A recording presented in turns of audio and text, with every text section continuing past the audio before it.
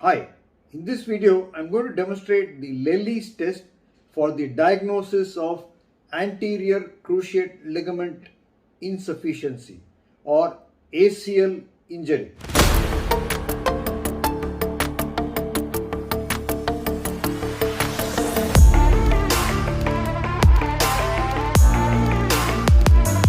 Welcome back. I am Dr.A.K. an orthopedic surgeon in Chennai. My interests are joint biologic injections, keyhole surgery and joint replacements.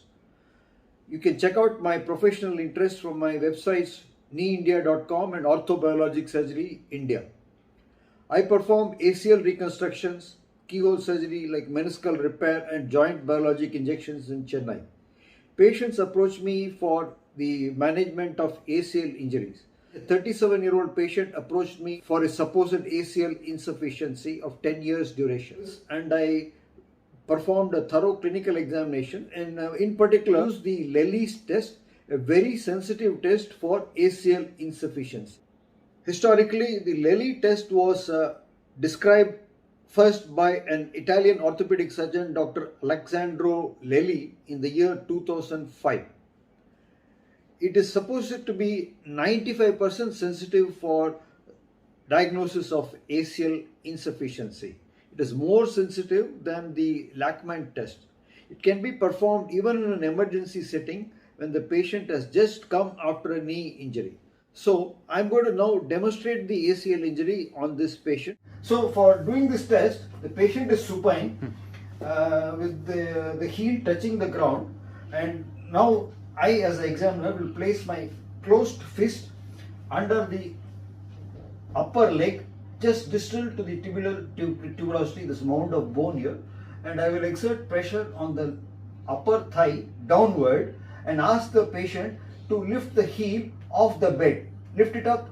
He is able to successfully lift the heel off the bed because the ACL is stabilizing the tibia, and he is able to do this successfully. And he doesn't feel pain. And this is the uninvolved side. No ACL injury was diagnosed in this leg.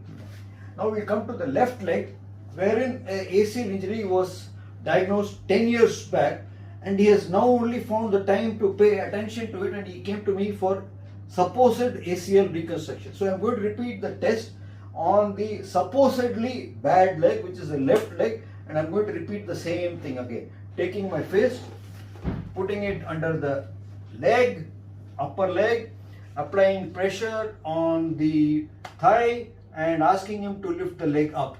You can see now that he's able to lift the heel off the bed and hold it successfully. And no pain. And there is no pain. So this proves that the ACL is functioning and the tibia is not subluxing or coming up. So I hope that this video was informative. This test is not popular, but the goal is to make it everyone aware of it. I hope you found this video informative.